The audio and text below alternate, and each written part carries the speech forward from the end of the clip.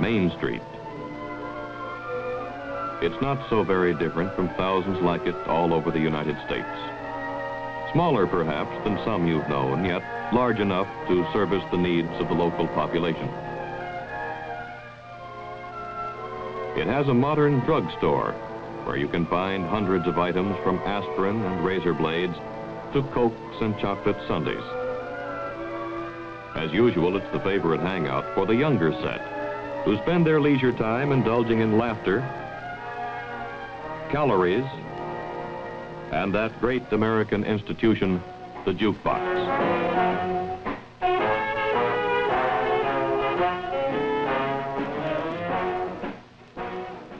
There's a department store.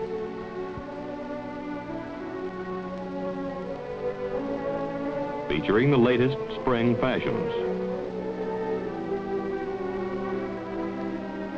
A hardware store. They're offering a special on gardening tools today. A library and a church.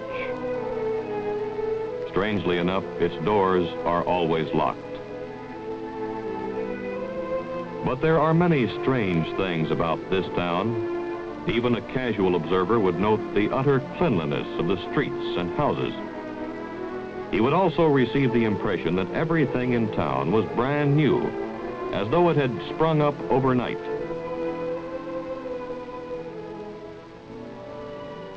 A closer examination of the inhabitants would reveal that all of them seemed to be in their early 20s. Policemen, businessmen, mechanics.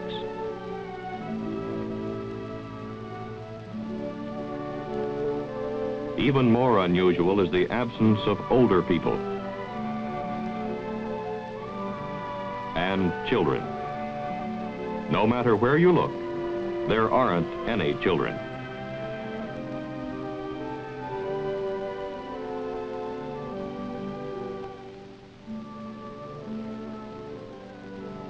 Yet the population seems large enough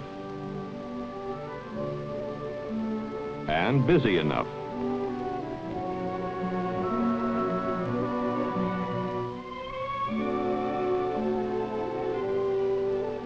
Most of the activity seems to center around the campus of a small college that is located in the center of town. As a matter of fact, the town is merely an extension of these classrooms. This is no ordinary school. The students here have been handpicked from thousands of applicants all over the country. Although they may come from different walks of life, certain characteristics are common to all. They are brilliant and determined. We turn now to the subject of motor travel in the United States of America. You will find that as you drive from city to city, that few Americans any longer use the centralized hotels which have been a part of their past. Instead, they use small places of residence on the outskirts of cities, on the main highways, which are called motels, motor hotels, motor courts, and the like. But first, before going into this subject in more detail, we will see a short training film in which you will see demonstrations of devices which have been used successfully in the past, as well as some of the latest models that are available. Pay close attention.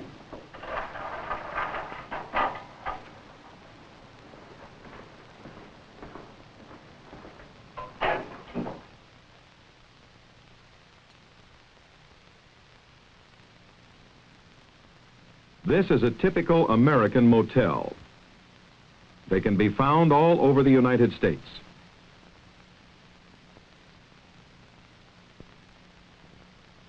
Since most Americans use automobiles as their basic mode of transportation, motels have become very popular. Because of the luxurious facilities that most motels offer, even those who travel by rail or air seem to prefer them to the ordinary hotels that are found near transportation terminals. As you can see, the interior of this room offers many opportunities for the use of surreptitious listening devices. A few years ago, The only devices available to us were tiny microphones, which could be installed behind the walls or under the floors. However, the installation of these microphones took time, and the accompanying wire made them susceptible to discovery. Today, we are no longer faced with that problem. To the unpracticed eye, there is nothing suspicious about this room. Nevertheless, these men are, for all practical purposes, speaking directly into a microphone. As part of the decor, most motel rooms display inexpensive lithographs enclosed in a simple frame. This one, however, is used to camouflage one of the simplest devices available.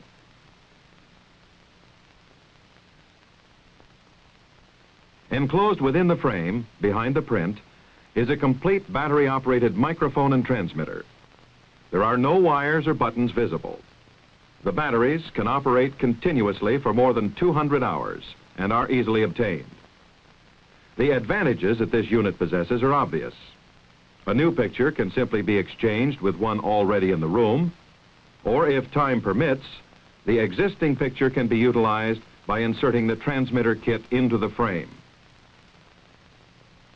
3/4 of an inch is the minimum thickness of frame that is required for installation. Reception is usually excellent, no matter where the voices are located in the room. On that production figure for DC, I have the estimated daily production at 3. What do you show unit cost at? The estimated unit cost Second one down. is $5,245. Not only can a conversation be plainly heard, but a permanent record made, one that can be used for future reference, simply by using this small tape recorder in conjunction with the rest of the equipment. The listener doesn't have to be close to the transmitter. He can be a block away, sometimes up to 1/4 of a mile away, if conditions are just right. A passerby would notice nothing out of the ordinary here. Just a motorist checking his route on a road map. Appearances can deceive. That hearing aid in his ear is actually wired to a tiny receiver, which allows him to hear what is being said in the motel room. I think they should. I don't see any reason. A permanent record of the conversation can be made under these circumstances just as easily as if he were hidden from view. The recorder can be hidden quite simply, as this man has done. There is enough wire on the spools to record continuously for 4 hours if necessary. Volume controls are simple to make. However, entry is not necessary in order to hear what is being said within a room. If the wall is so thick that the sound waves are blurred or otherwise indistinct, a long metal probe can be attached to the mic and pushed through the inner wall to the inside of the wall of the other room. The vibrations then pass from the wall through the probe to the microphone, clearly reproducing any sounds emanating from the next room. The contact microphone has other uses. Because of its small size, it is easily concealed and can be used even in public with success.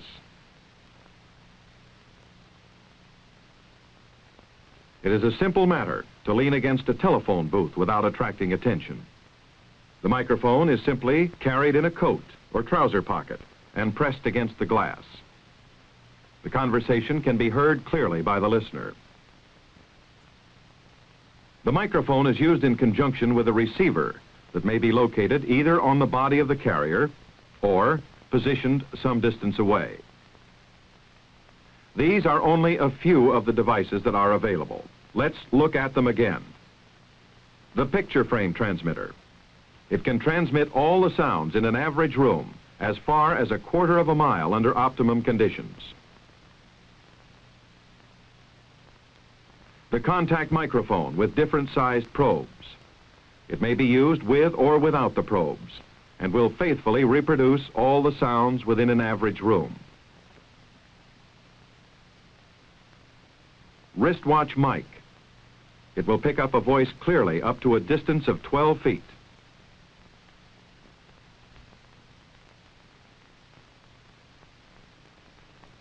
The tie-clasp microphone. Its range is also 12 feet. These small microphones will reproduce all sounds in an average-sized room.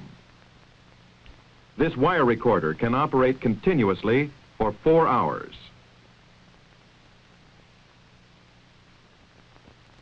The small tape recorder, which can fit into a shirt pocket, can record continuously for 1 hour. These are some of the tools of your trade, weapons of democracy. Learn them well.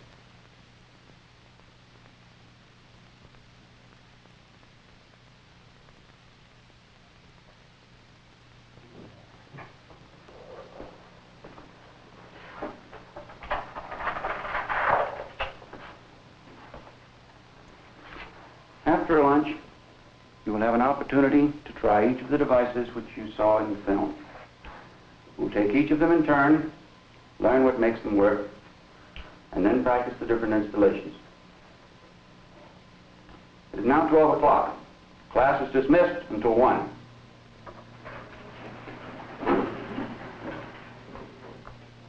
No, this is no ordinary college. The curriculum offers conventional courses in American history, geography and chemistry, plus some in photographic techniques, electronics, encrypting and decoding, and lab courses in the use of explosives.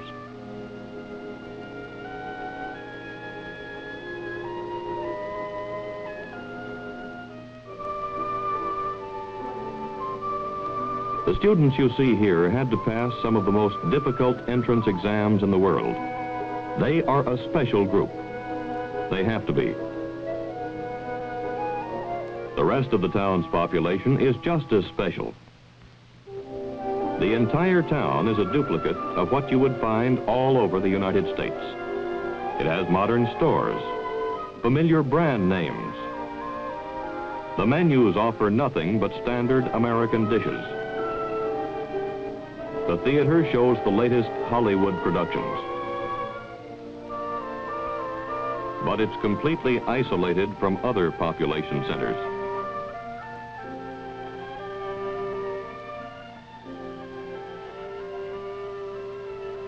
And entirely surrounded by barbed wire and armed guards.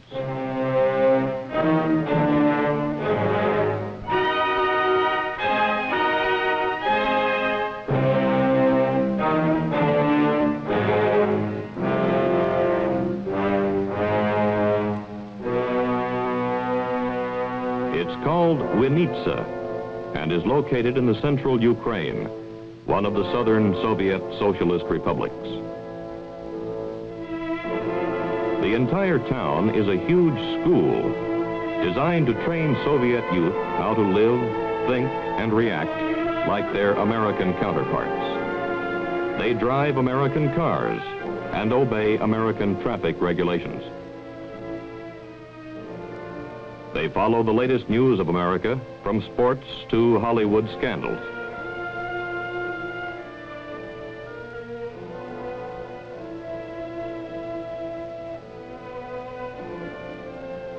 Their English is not only flawless, but they specialize in dialects and accents. All of the inhabitants in town are instructors. They coach the students how to conduct themselves. They're even taught how to buy like an American.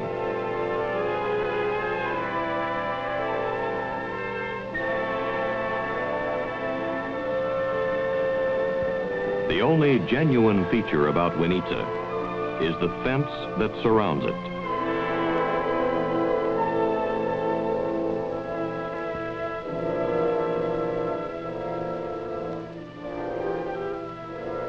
Winitsa, School for Spies, small town, USSR.